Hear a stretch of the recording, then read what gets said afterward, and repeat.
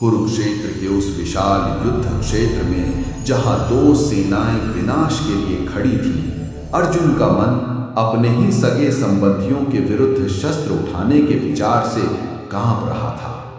पिछले अध्यायों में श्री कृष्ण ने उन्हें कर्म योग का ज्ञान दिया, फल की चिंता किए बिना अपना कर्तव्य करने का मार्ग। पर अर्जुन का मन अभी भी शांत नहीं था। वो उस परम शांति को पाना चाहते थे। तब उस भ्रमित योद्धा को, अपने प्रिय सखा को भगवान श्री कृष्ण ने आत्म संयम और ध्यान के गहरे रहस्य बताने का निर्णय किया, जिसे ध्यान योग कहते हैं। पार्थ, जो मनुष्य अपने कर्म के फल से जुड़ा नहीं है, अनाश्रितः कर्म फलम, और फिर भी अपने कर्तव्य कर्म को करता है, वही सच्चा सन्यासी है और वही सच्चा योगी है। केवल यज्ञ की अग्नि को त्याग देने वाला निरग्नियः सन्यासी नहीं कहलाता और न ही केवल क्रियाओं को छोड़ देने वाला योगी होता है। हे पांडुपुत्र, जिसे लोग सन्यास कहते हैं, उसी को तुम योग जानो, क्योंकि अपने मन के संकल्पों का, अपनी आंतरिक इच्छाओं का त्याग किए बिना कोई भी मनुष्य योगी नहीं बन सकता। जो योगी अभी योग के मार्ग पर चढ़ना चाहता है, योग आरुक्षु, उसके लिए निष्काम कर्म ही सीढ़ी है, और जो योग में स्थित हो चुका है, योगारूढ़, उसके लिए मन की परम शांति, क्षमा ही साधन बन जाती है। जब मनुष्य न तो इंद्रियों के भोगों में और न ही कर्मों में आसक्त होता है, जब वह अपने मन की समस्त इच्छाओं का त्यागी हो जाता है, तब वह योगारूढ़ कहलाता है। अर्जुन, अपने आप को ऊपर उठाओ, अपने मन की शक्ति से अपना उद्धार करो, अपनी आत्मा को कभी गिरने मत दो। न आत्मानं अवसादयेत, क्योंकि यही मन तुम्हारा मित्र है। आत्मै वही आत्मनो बंधुः, और यही मन तुम्हारा शत्रु भी है। आत्मैव रिपुः आत्मनः।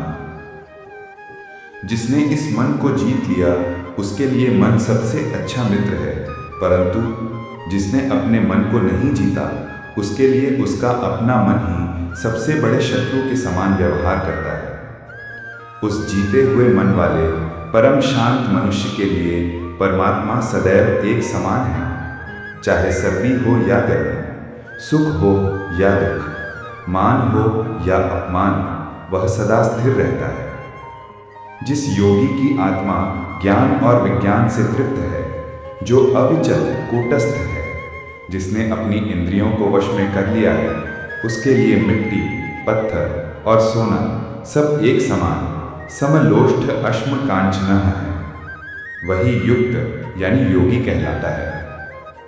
इतना ही नहीं अर्जुन, वह योगी मित्रों और शत्रुओं में, तटस्थ और मध्यस्थों में, द्वेष करने वालों और बंधुओं में, पुण्यवानों और पापियों में, सब में समान भाव रखता है।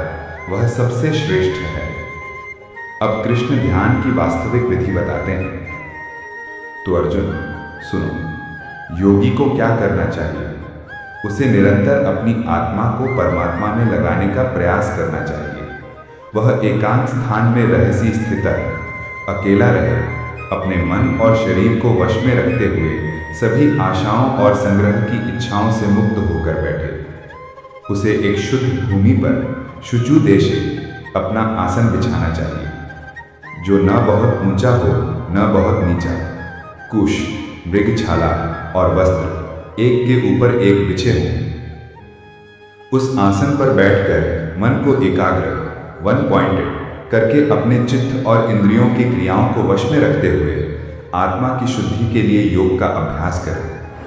अपने शरीर, सिर और गर्दन को एक सीध में अचल और स्थिर धारण करें। अपनी नासिका के अगले सिरे पर नासिकाग्र दृष्टि जमाएं, अन्य दिशाओं को न देखें।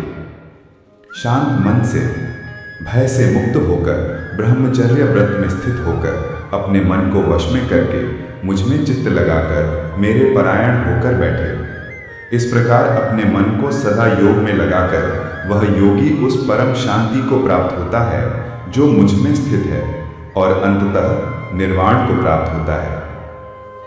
थोड़ा रुककर जैसे कोई महत्वपूर्ण व्यावहारिक रहस्य बता रहे हों। परंतु अर्जुन, ये योग न तो बहुत अधिक खाने वाले का सिद्ध होता है और न बिल्कुल न खाने वाले का। न यह बहुत अधिक सोने वाले का सिद्ध होता है और न ही सदा जागने वाले का। यह योग तो उसी का सिद्ध होता है जो युक्त है, जिसका आहार और विहार, घूमना फिरना संतुलित है। युक्त आहार विहारस्य, जिसके कर्मों में चेष्टा संतुलित है और जिसका सोना और जागना भी संतुलित है।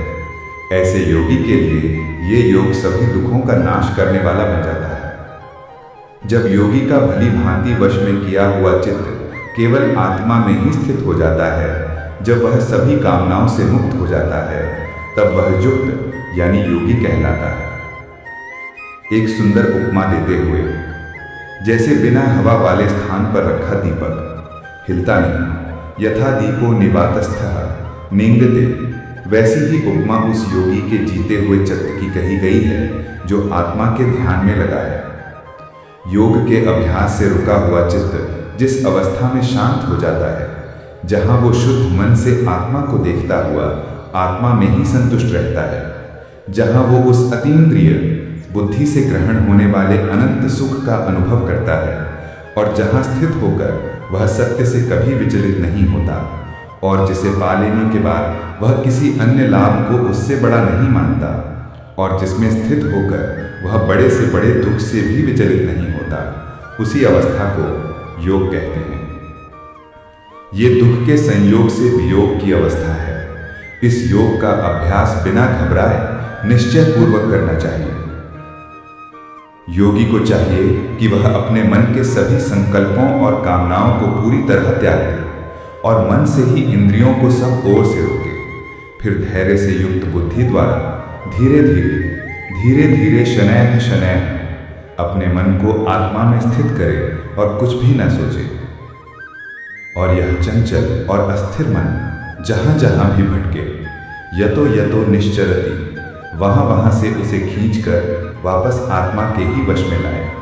क्योंकि जिसका मन पूरी तरह शांत हो गया है, जिसका रजोगुण शांत हो गया है, जो पाप रहित और ब्रह्म स्वरूप हो गया है, उस योगी को ही उत्तम सुख प्राप्त होता है।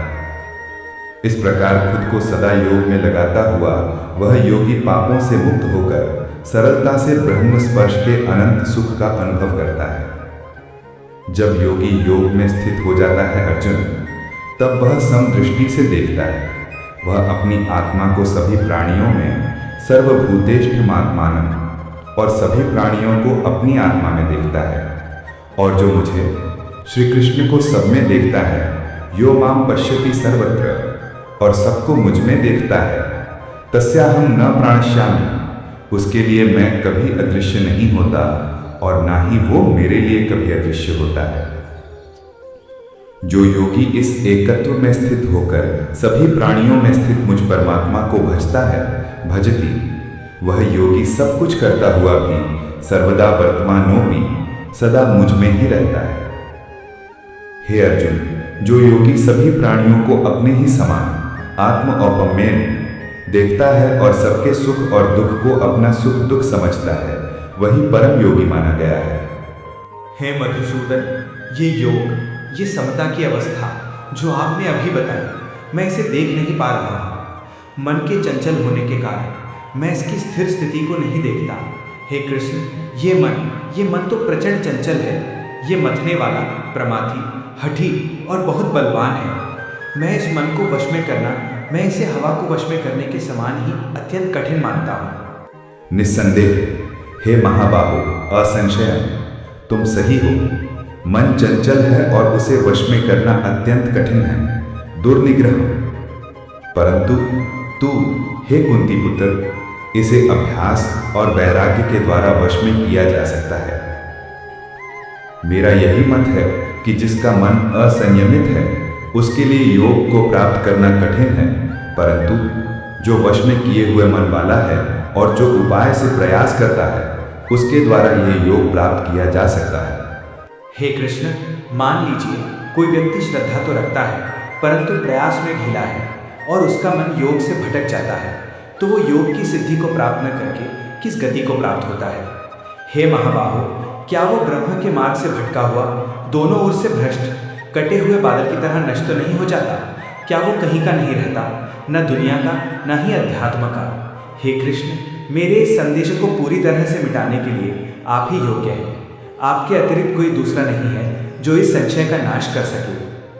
हे पार्थ, उस मनुष्य का न तो इस लोक में और न ही परलोक में विनाश होता है, क्योंकि मेरे प्रिय, अच्छा काम करने वाला कोई भी मनुष्य दुर्गति को प्राप्त नहीं होता। वह योग भ्रष्ट मनुष्य पुण्यवानों के लोगों को प्राप्त करता है, वह कई वर्षों तक रहता है और फिर इस पृथ्वी पर एक शुद्ध और समृद्ध शुचिनाम श्रीमताम परिवार में जन्म लेता है।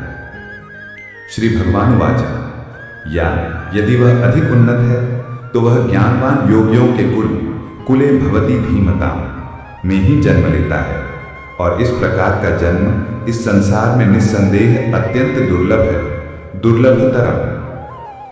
हे कुरुनंदन, वहां उस नए जन्म में वह अपने पिछले जन्म की आध्यात्मिक बुद्धि को पूर्वदैहिकम पुनः प्राप्त कर लेता है, और उस बुद्धि के सहारे वह सिद्धि के लिए पहले से भी अधिक प्रयास करता है। वह न चाहते हुए भी अवशः अपि अपने उसी पिछले जन्म के अभ्यास से पूर्वाभ्यासेन स्वतः ही भगवान की ओर आकर्षित होता है। ऐसा जिज्ञासु योगी भी वेदों के कर्मकांडों से ऊपर उठ जाता है, और वह योगी जो पिछले अनेक जन्मों के अभ्यास से अनेक जन्म संसिद्ध पापों से शुद्ध होकर अधिक प्रयत्न करता है, वह अंततः परम गति को प्राप्त होता है। अब एक शक्तिशाली निष्कर्ष पर पहुंचते हुए अर्जुन योगी तपस्वियों से श्रेष्ठ है। वह ज्ञानियों शास्त्रों के ज्ञाता से भी श्रेष्ठ माना गया है, और योगी सकाम कर्म करने वालों से भी श्रेष्ठ है, कर्मिभ्य है। तो इसलिए अर्जुन, तुम योगी बनो। तस्माद् योगी भव अर्जुन। परंतु अर्जुन, उन सभी योगियों में भी योगिनाम अपि सर्वेषां, वह योगी जो मुझ में अपने अंतरकरण से अंतरात्मनः स्थित है, जो पूरी श्रद्धा से मुझे भजता है, भजते यो माम, वही मुझे परम श्रेष्ठ मान्य है। स में युक्त तमो मतः, यही मेरा अंतिम मत है। इस प्रकार श्रीमद् भगवत गीता के उपनिषद, ब्रह्म विद्या और योग शास्त्र रूपी श्री कृष्ण अर्जुन संवाद में ध्यान योग नामक छठा अध्याय पूर्ण हुआ। श्री कृष्ण ने अर्जुन को न केवल मन को वश में करने का कठिन मार्ग दिखाया, बल्कि उस परम रहस्य को भी उजागर किया कि सभी योगों का अंतिम लक्ष्य पूर्ण श्रद्धा के साथ स्वयं परमात्मा से प्रेम करना है। ये ज्ञान अगले अध्याय में भक्ति योग के गहन सागर की ओर ले जाएगा।